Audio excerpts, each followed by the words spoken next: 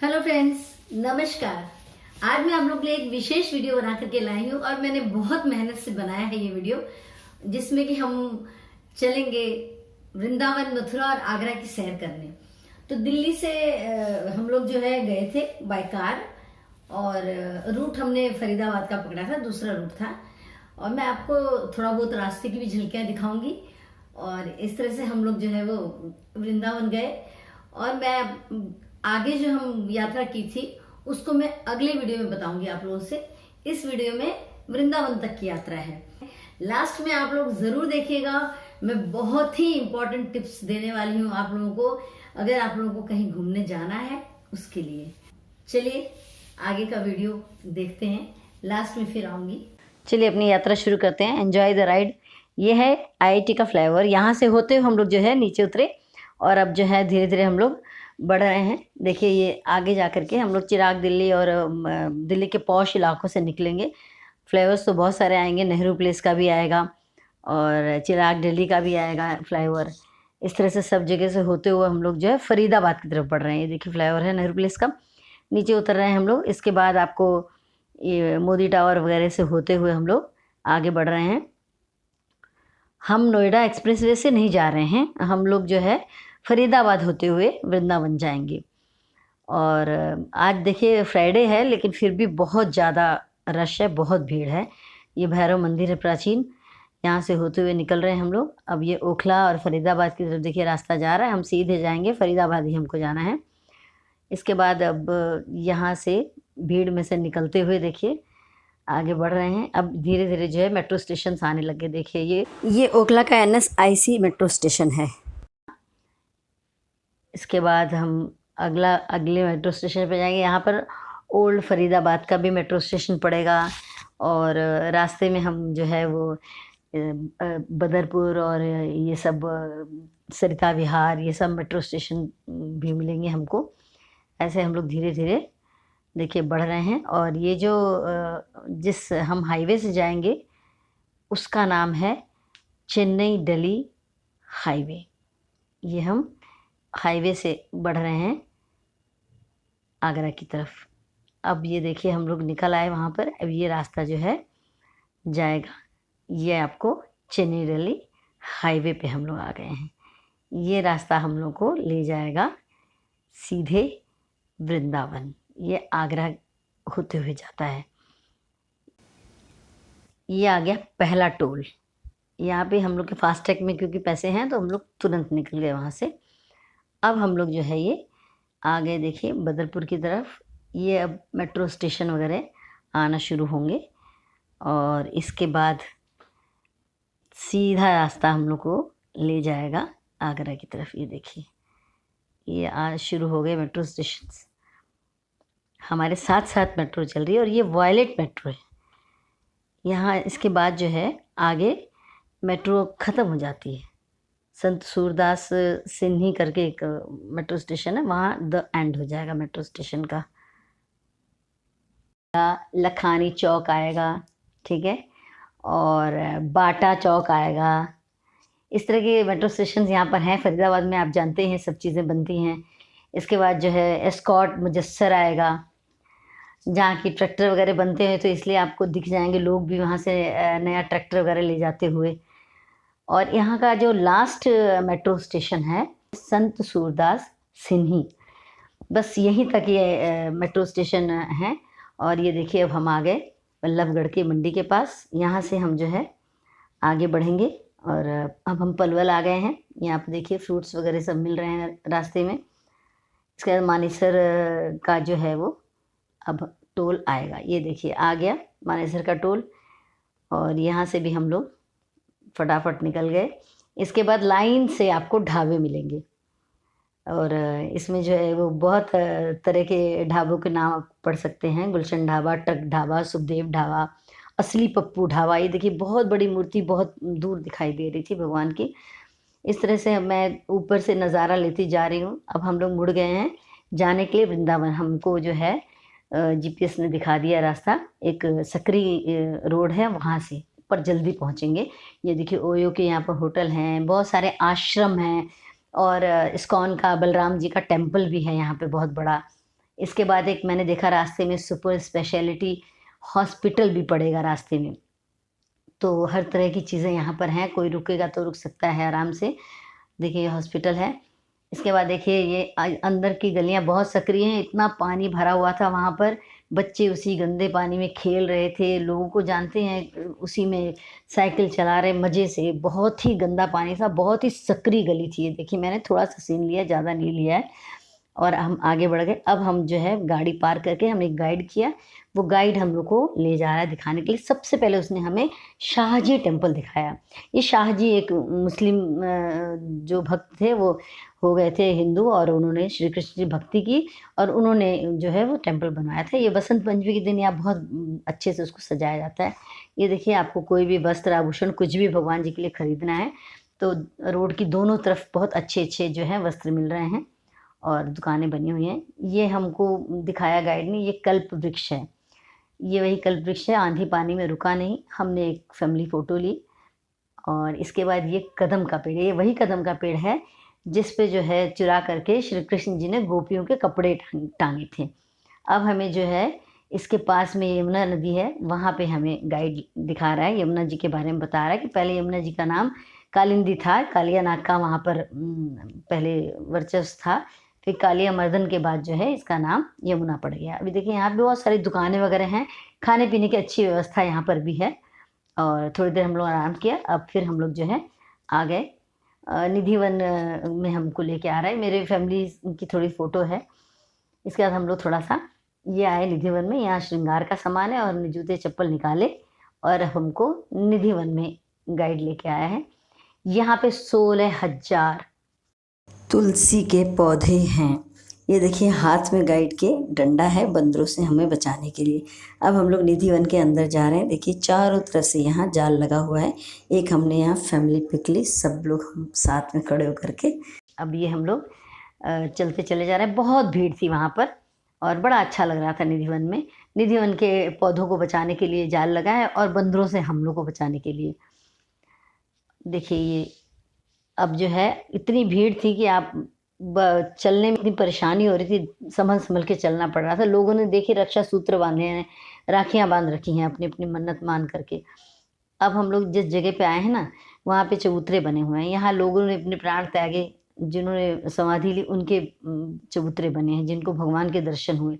ये एक ऐसी जगह हम आए हैं जहाँ पर हंसना ज़रूरी होता है। थोड़ी देर रुक करके एक राउंड अपने ही शरीर को घुमा के एक राउंड लगाते हैं, फिर हंसते हैं। लोग यहाँ पर नाचते गाते हैं और अपना खुशी को जताते हैं, क्योंकि वहाँ पे जो चबूतरा था वहाँ जो है कृष्ण जी का श्रृंगार होता। हम लोग थोड़ा सा रेस्ट लेने के लिए अब एक दुकान में रुके थे, चाय पानी करके फिर हम लोग ये नंद महल में आए हैं। बहुत सबसे पुराना ये मंदिर है नंद जी का। यहाँ पे पूरे नीचे ऊपर हर जगह आप देखेंगे लोगों के नाम की शिलाएं लगी हुई हैं। यहाँ पे लोगों के नाम पत्थर पे लोग लिखवा करके ऊपर ऊपर टांगते हैं। यहाँ पे जो मंदिर है वहाँ की अंदर की फ़ोटो मैं नहीं ले पाई, बहुत ही सुंदर राधा कृष्ण और नंद जी का है। यहाँ देखिए बाहर एक चबूतरा है जहाँ ये पौधा बहुत बड़ा था पेड़, उसको काट के अब छोटा कर दिया गया है कि किसी के ऊपर गिर न जाए किसी बिल्डिंग पे, इसलिए। ये सबसे पुराना मंदिर है यहाँ का, नंद बाबा का मंदिर है। इसके अंदर जाके हमने दान दक्षिणा दिया और सब कुछ किया था, वो आप अपने इच्छा अनुसार करिएगा। अब हम वहाँ से निकल आए। देखिए ये बहुत जर्जर जो है मकान बहुत पुराने बने हुए हैं, ये मैं दिखाना चाहती हूँ। देखिए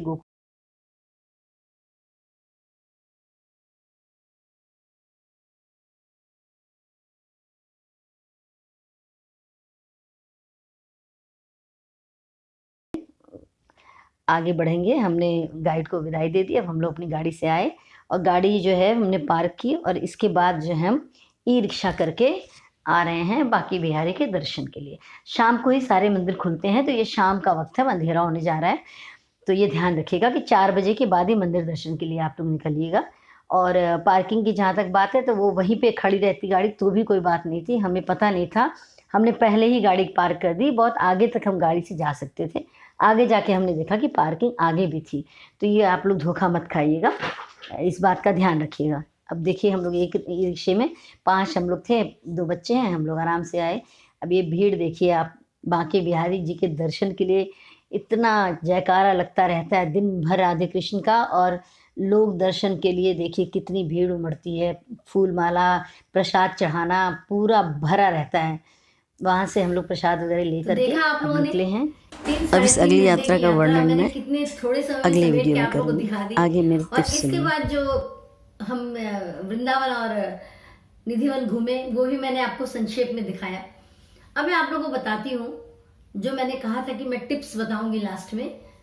वो देखिए, सबसे पहले तो क्या है कि अगर आपको कहीं निकलना है घूमने के लिए तो एक दिन पहले ही आप अपनी गाड़ी एकदम अच्छे से मेंटेन कर लीजिए। पूरे उसकी टायर ट्यूब पूरे जो भी उसका आप पेट्रोल डीजल सीएनजी जो भी भरवाना है पूरा फुल कर लीजिए। सब कुछ उसका अच्छे से चेकअप करा लीजिए। गाड़ी बिल्कुल दुरुस्त होनी चाहिए क्योंकि उसी में बैठ के आपको जाना है। और अगर आपने बुक की है गाड़ी तो भी ये सब काम कराना होता है।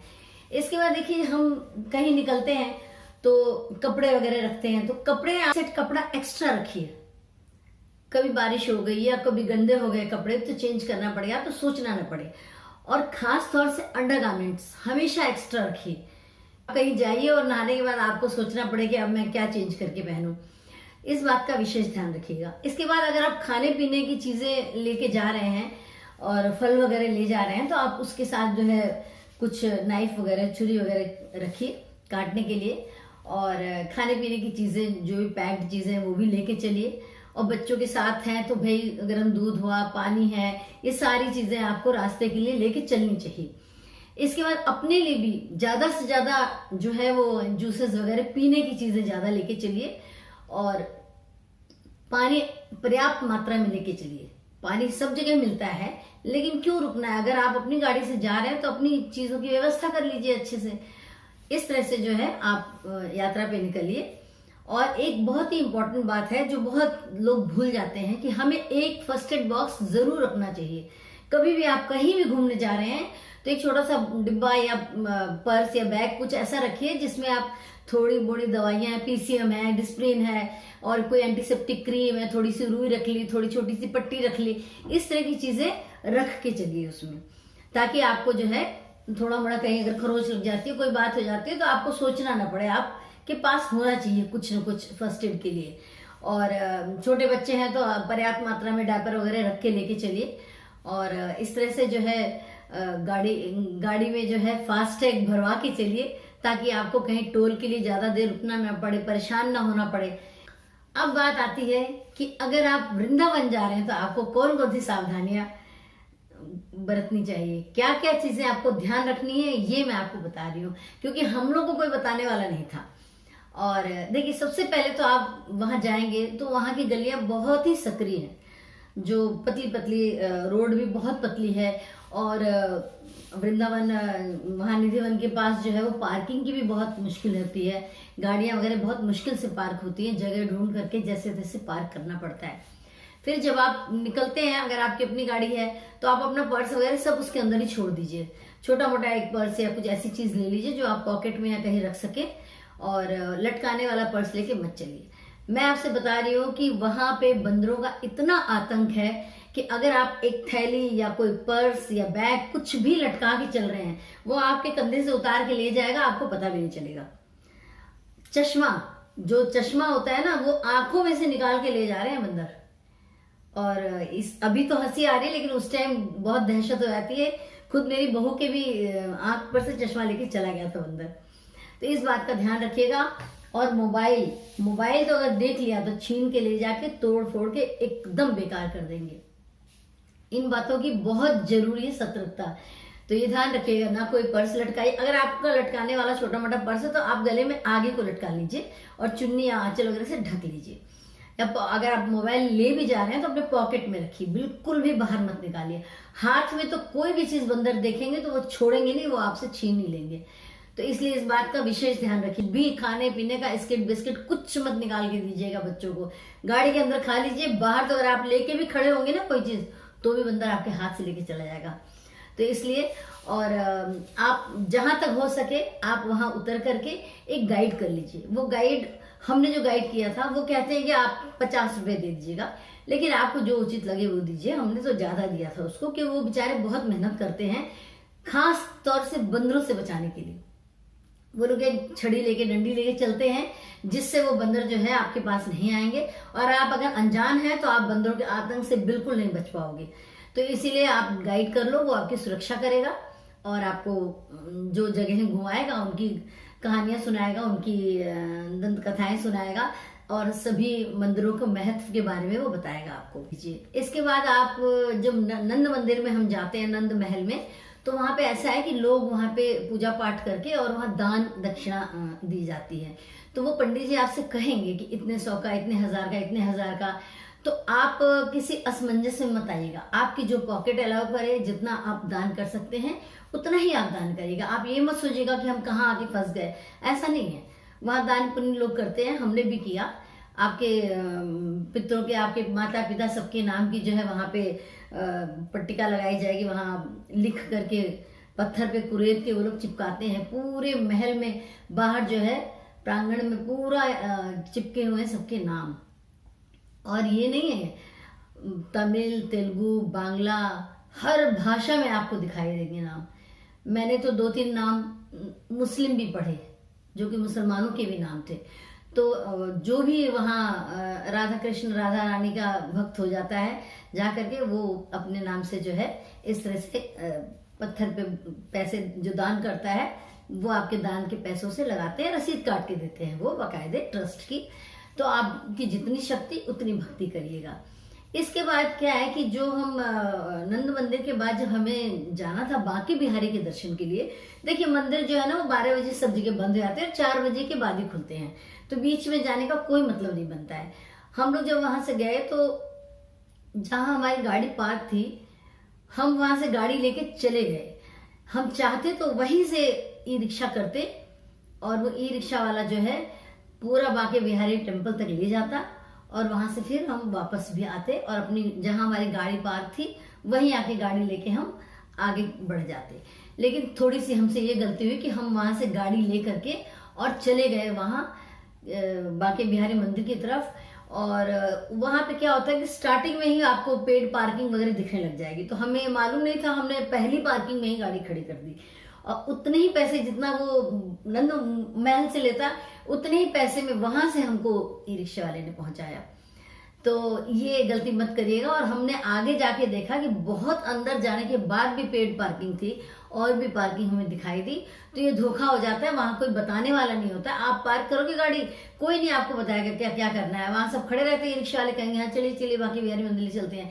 तो ये गलती मत करिए। आप अगर अपनी गाड़ी से गए हैं तो गाड़ी को काफी अंदर तक, जहां तक जा सकती है वहां तक गाड़ी को लेके जाइए, वहां पार्क करिए गाड़ी को, ताकि आपको कम से कम फासला अपनी गाड़ी तक आने का लगे।